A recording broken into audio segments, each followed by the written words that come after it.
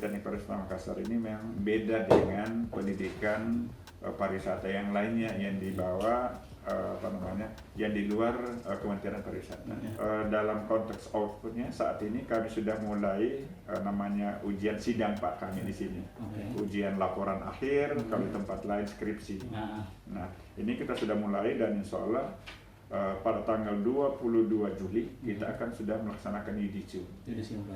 Saat ini terdaftar 618 mahasiswa yang sedang terproses untuk menyelesaikan studinya. Mereka akan diwisuda, kita alokasikan waktu sekitar bulan September. Ya, sekaligus rangkaian dengan ulang tahun Politeknik Pariwisata Makassar ini. Juga kami berikan namanya sertifikat kompetensi. Tidak perlu buka ijazah, Pak. Tidak perlu buka transkrip.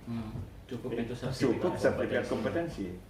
Anda mau pilih di mana, pasti di situ sudah ada unit-unit yang mereka kompeten. Yang pertama adalah jalur SBM PTMP yang disebut dengan seleksi bersama masuk perguruan tinggi negeri pariwisata. Dan yang kedua adalah jalur SNM, seleksi masuk mandiri Politeknik Pariwisata Makassar. Untuk SBM sudah selesai penerimaannya mulai tanggal 1 Maret sampai dengan tanggal 27 Mei yang lalu. Nah, itu pengumumannya nanti akan dilaksanakan pada tanggal 2 Juli 2022. Nah, untuk jalur SBM kita laksanakan mulai tanggal 28 Mei dan akan berakhir pada tanggal 15 Juli. Nah, adapun kategori yang kita buat untuk jalur SNM adalah jalur beasiswa.